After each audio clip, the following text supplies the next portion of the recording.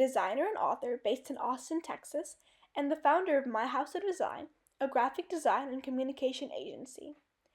As a certified small business, she collaborates with federal, state, and local government entities, as well as educational institutions, universities, and nonprofits to deliver communication and design solutions. Shaila has authored 6 books, including Saffron Dreams, Beyond the Cayenne Wall, The Doll Whisperer, My Friend Suhana, Ronnie in Search of a Rainbow, and A Manual for Hi, my Marco. name is Shaila Abdullah. I am the CEO and owner of My House of Design. And what our company does is we do graphic design, we do writing, editing, we do translation. We also do accessibility services. And the people we serve, the clients we serve, range from government to nonprofit to universities. And it's a lot of exciting work. I've been doing this work now for over 30 years. And there has never been a dull day in my life. Apart from that, I also enjoy writing books. So I have written 5 books. Actually, no, let's revise this. I have written 6 books because one just came out. So 4 of them are for children, 2 are for adults. I'm very excited to meet with you all today. What kind of education do you need to run your marketing business? Excellent question. And it would be a really unconventional answer that I give you is because I didn't get my education from America. So I grew up, I was born and raised in Pakistan and in a city called Karachi. You might have heard of that. And in the days that I was there looking for an education around graphic design, it was an unconventional choice even then. And there were no degree programs to support that education. So what I ended up doing was I got my Bachelor's of Arts in English Literature, and I did a 4-year diploma in graphic design. That's where it started. So the journey here in America would be very different than what I did back there. And in those days, there was no computer use. So my entire graphic design education was without computers in the 1990s. And I did not touch a computer until I was 23 years of age and I had moved to America. And when that happened, I was lacking in my computer education regarding design. So I went back to community college. I took some software courses in Adobe Photoshop, Quark Express, Adobe Illustrator, just the softwares to get that knowledge. And then I jumped into my career. Does that answer your question? Yes. You said you've written 6 books in total. Can you tell us a little bit more about what each of these books are about? Absolutely. But before I do that, let me answer one of the questions that you may ask later. How do the 2 careers intersect, right? And what made me go toward one or the other? So as a child, I was interested both in writing and in art. And when it came time to choose a career, my father asked me this question, which way do you want to go? You're passionate about this too, and you're passionate about that too. And I said, I want to make graphic design my career. But he said, don't give up on your dreams of writing because I want you to grow in that too. And I promised him that day that it would be a very serious hobby. And so when I write, whatever makes me passionate about a subject. It's not something that's tied to my professional life. This is a very serious creative writing hobby. So let me talk to you about the 6 books. I should always correct myself, 6 books. So the very first one, actually, I was just writing as a journaling. I didn't even know that in American market, there would be consumers of this kind of literature. So I thought I was just writing for myself. I was writing short stories. And it just happened to be that when I had enough of those stories and I showed it to a few friends, avid readers, some writers, all of them felt like this was something that I needed to share with the wider world.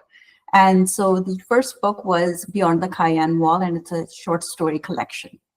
That particular one I self-published, but it won so many awards that for the next one, a publisher was interested in taking on a novel that I had written, which was about a 9/11 Muslim widow. It was called Saffron Dreams. That particular novel did very good. The because of the subject matter, and also because a lot of universities picked it up to use as recommended reading in their literature classes.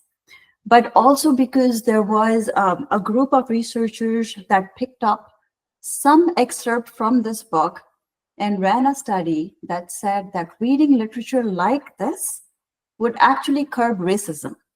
It came as a heading one time that I was reading the newspaper and I saw that and I'm like, that's a funny headline. And I didn't read the rest of it. Later, I found out it was about my book. They had picked up an excerpt. Good researchers would not go around sharing that information because it taints their study, right? So they never approached me that they were using my excerpt from my book for this study. But the whole point was that when you read literature, that gives you another perspective of a demographic that you have a lot of confusion about.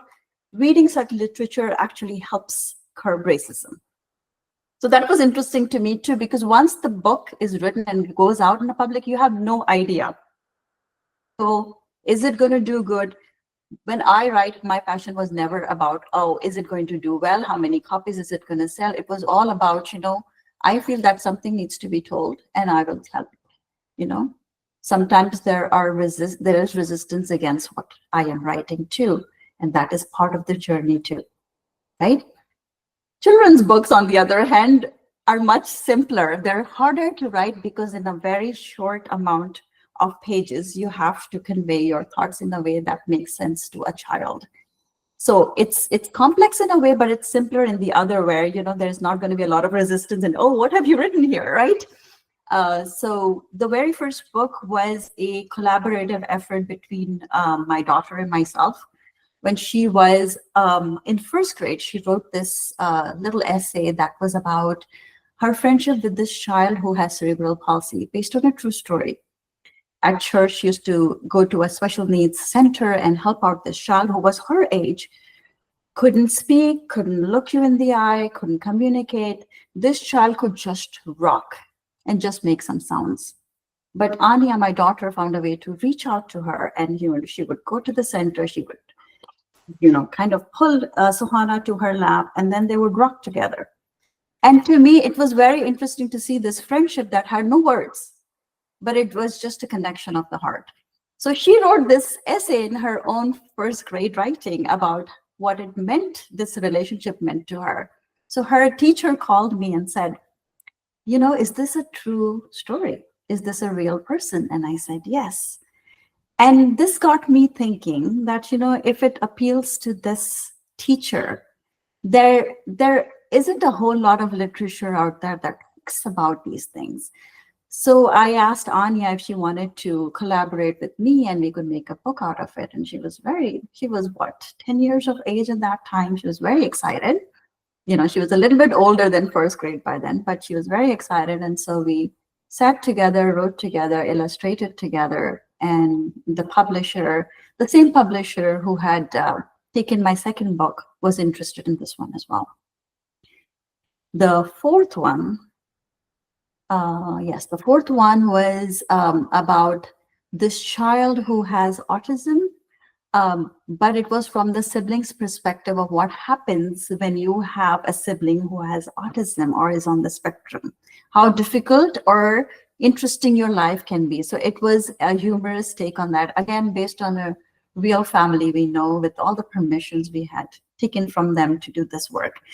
And again, a lot of children younger than you all helped in the illustration of that book as well. The fifth one was about a Pakistani earthquake and the aftermath, where a lot of children were displaced or were in tents and they were trying to make sense of their new world. So that was Rani in Search of Rainbow.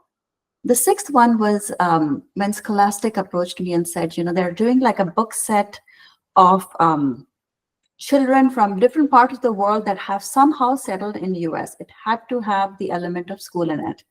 So they approached me and asked me if I had a story to tell.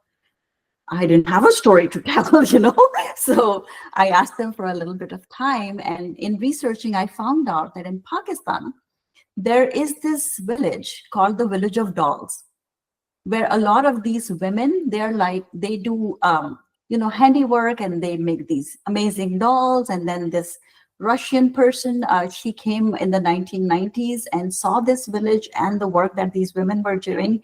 And she took those handmade dolls and made them like a global, interesting,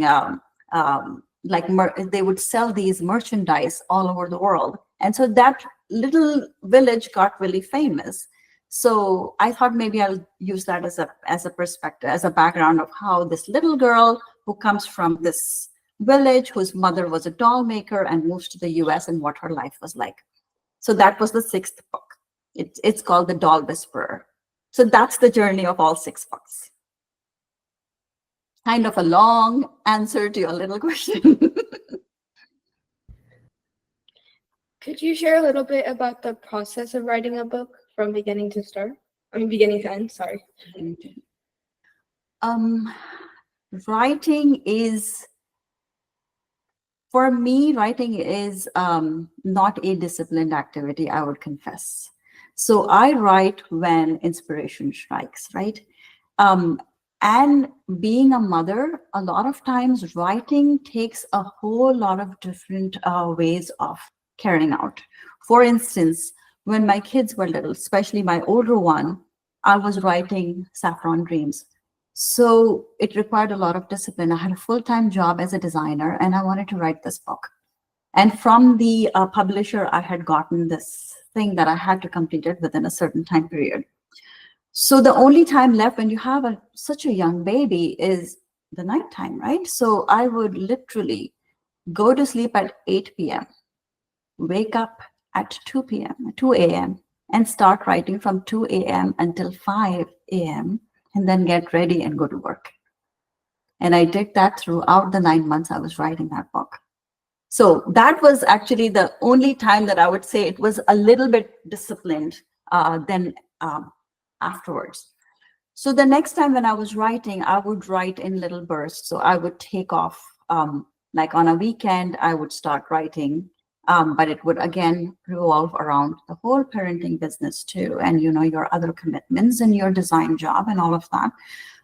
Sometimes in the evening, sometimes early in the morning, sometimes midday, sometimes at lunchtime, So that's how it all unfolded. It was never a disciplined activity, but serious writers would tell you that, you have to set aside some time, couple hours a week, and do this.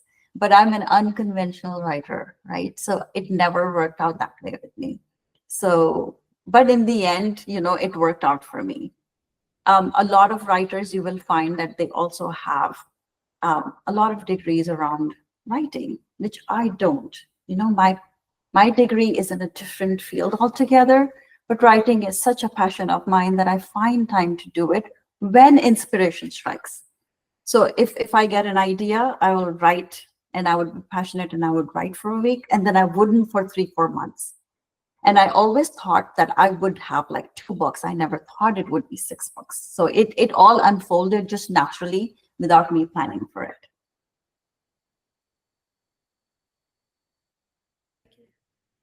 How do you manage your job as a graphic designer, and when you're writing books, how do you keep yourself relaxed and not stressed?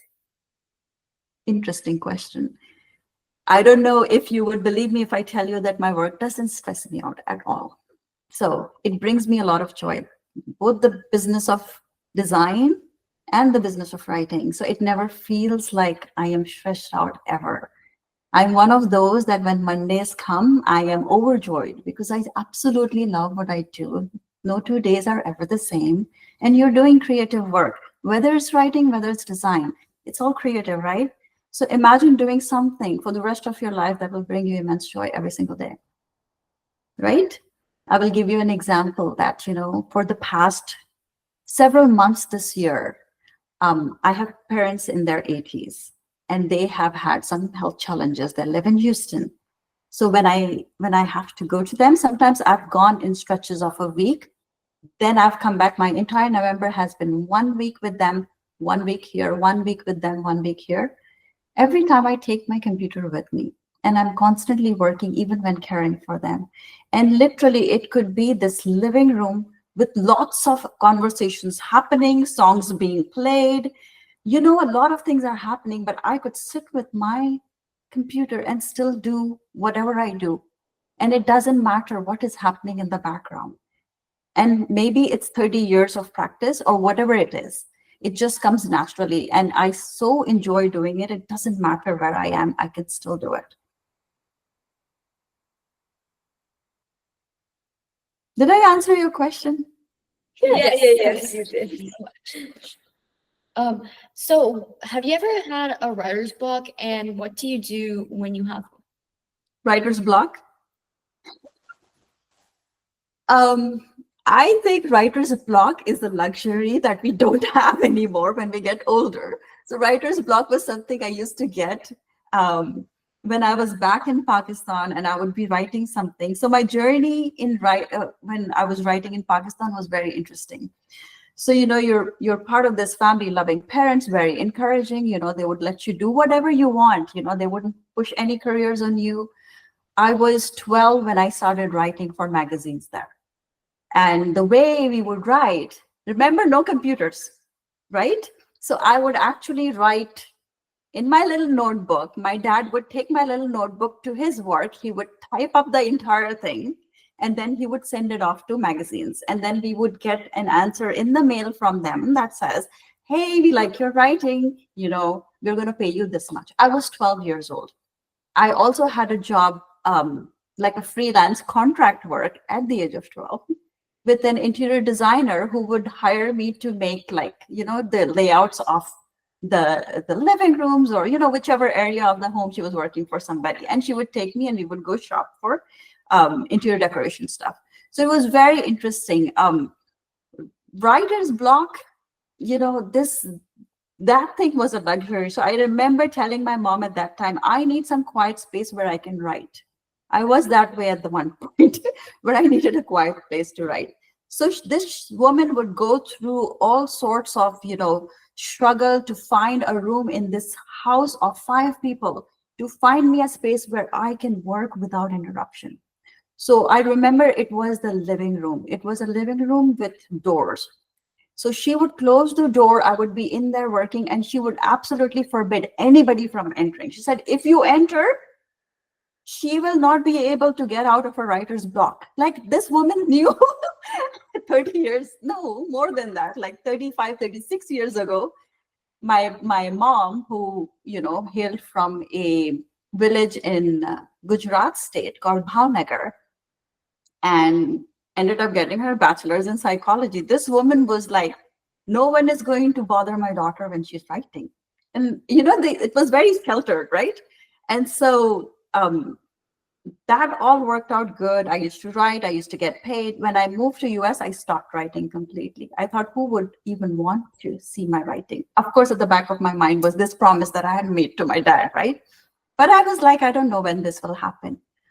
When I used to write in America, it was around a lot of, all of these. Okay, you're managing a house, you're managing children, you're managing your life, you're managing your career. How are you going to write? No luxury of writer's block. Writer's block, it's throwaway. You have to just write when you can. And this is what I found out at that time. People talk about writer's block, but every first draft is a disaster. I will tell you that. You have to look at your your actual writing as layers that you can. I don't know if you all are familiar with Photoshop. In Photoshop, we work with layers to make our design beautiful. Writing is just like that. Your first draft is messy. Your first draft can also be ramblings, but your first draft gets the thought down, right? Now your job is to keep refining it, making it better. So when people open my book, Saffron Dreams, and read the first chapter, they say, how in the world did you write like this?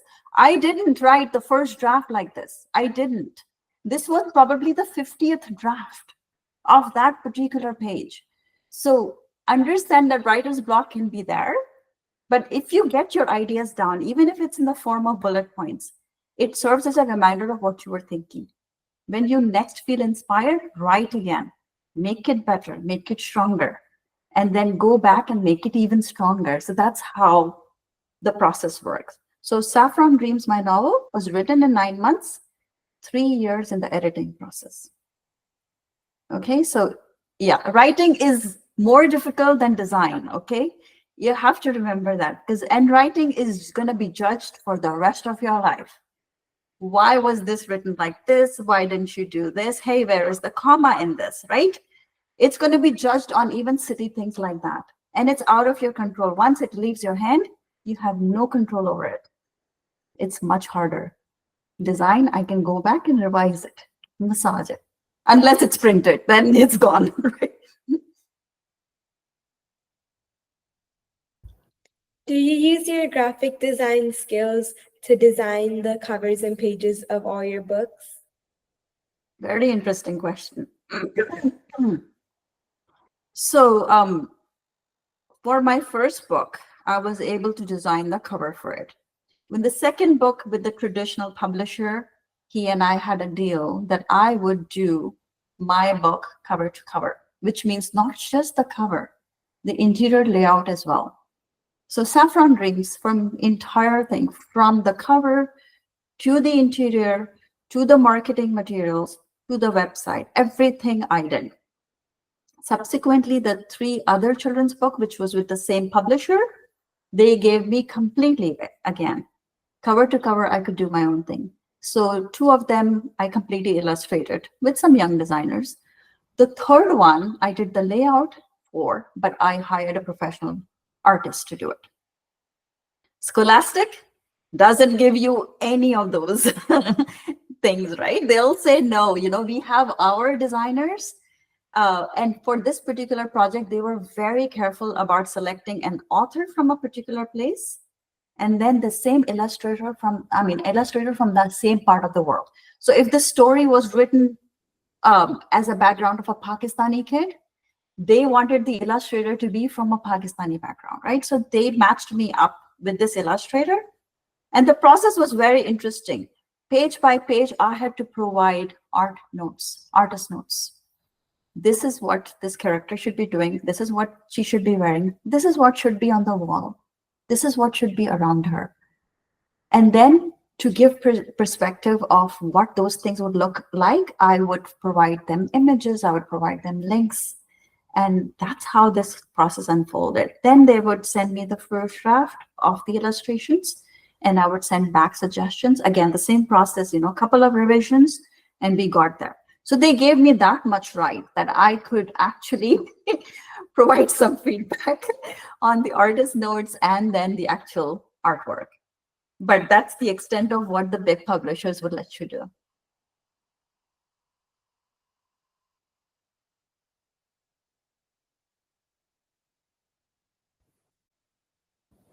As an author, what are some rewarding moments that you've had? Interesting. Any author would tell you that. The first time your book gets published, big smiles, right? It's 98% rejection rate in this industry, right? So if you get published, it's pretty amazing, right? And it never gets old, Every time you see a fresh batch of books, arrive, it always gives you that rush. Having said that, if you've done so many of them, it tends to just, what is the way to put it? If I'm doing collaborative writing with somebody, I'd rather they get the limelight. You know what I'm saying? I've had my fair share of it. I feel like if it's a collaborative activity, then they should get the lion's share of the spotlight, which, everybody wants to experience that rush. That's the rewarding part of it. But the rewarding part of this is this thing too, where sometimes you get invited to speak to students, right? And to hear their take on what they got out of something. Like I was speaking to this group of high school students, probably in Arkansas somewhere, and they were talking about what they got out of reading Saffron Dreams. And it was eye-opening because some of them didn't have the perspective of an immigrant. Some of them didn't have the proper understanding of the Muslims, how they lived, how they functioned. It's like, it's not, we're all one people, right? But reading about it did give them some interesting perspectives. And it's, when you hear what people got out of it, sometimes it's very humbling because I have no idea. Once, again, as I said, it leaves your hand, you have no idea where it's going to go.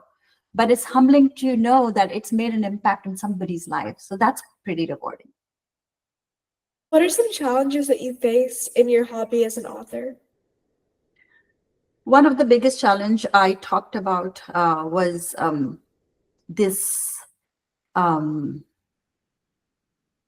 notion in my mind that coming to America from Pakistan, that there wouldn't be an audience for the kind of ethnic writing that I did. So for me, that was a challenging moment to try to understand how to navigate this. I thought I wouldn't be writing, but it so happened that, I ended up writing and found out that there is actually a very hungry audience out there for this. Challenges in writing also are around finding the time to do it with your full schedule, with your full life. You have kids, you have responsibilities. Now we have aging parents, right? So it all adds to it, and finding the time to do writing, for me, it always takes a backseat, and I'm not proud of it, but I know that this is, a fact of life. You have to do what you can. As an author, where do you see your career, like as an author, evolutionizing in the next 10 years due to AI and stuff? So creative writing is not going to be replaced, right? I cannot picture a time where creative writing is going to be replaced. So I don't think of the evolution of AI affecting that part of what I do. But again, when I think of writing in my life, I never think of it as a career, right? So I don't think of it in terms of what the future holds for it. I do it because I feel passionate about a subject, I want to write about it, and I do, and then I'm done, right? And so a person who is wanting to make this into a career, that this is all they do, like those people who would write like these detective novels or these romantic novels every few months, for them, this is a valid question. For me, I do not think about that way. Do you think being an author is a career to consider? Being an author is a career to consider for those who would not be disheartened by the 98% rejection rate. So if I was to advise somebody, I would say writing is a great career. Creative writing, you want to be an author? I don't know if you would look at it as a career, you would at some point do some writing that becomes a book. But I can't picture any of you guys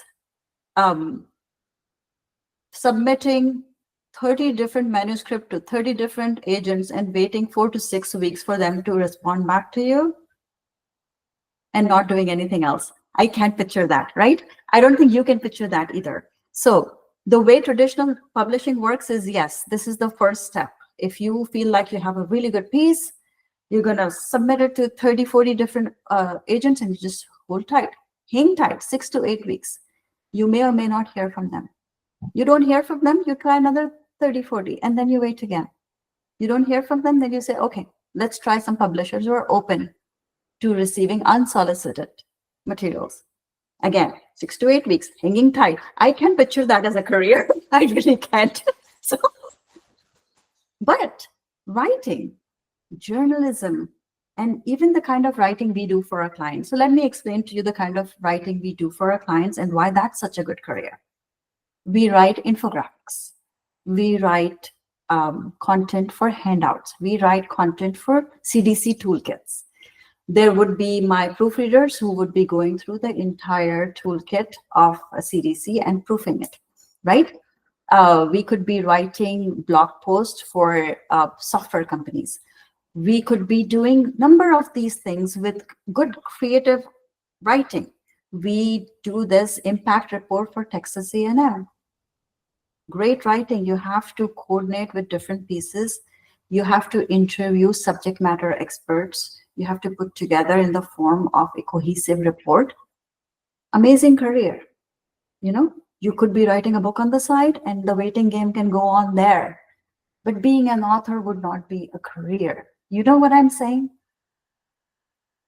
you so much for taking the time off of your Sunday to come meet with us. We've learned so much about your careers, and they're not careers that are spoken about a lot, but we've learned a lot, and it was very informative. So thank you.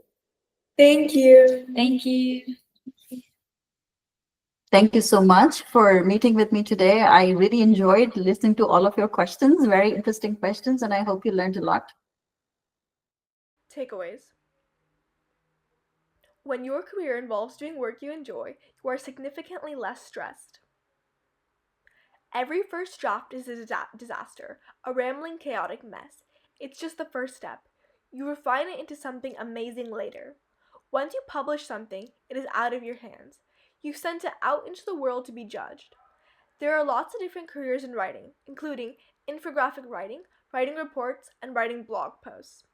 Authors face a 98% rejection rate, which means you really have to love writing to move forward. It's really hard to start out as a full-time author, so you'll want to have another source of income to keep you going. Being an author means you need to have patience. The publishing process takes time, so be prepared to wait for responses from publishers. Hey guys, hope you learned something new from this video. Please make sure to like, subscribe, and share with all your friends. Bye!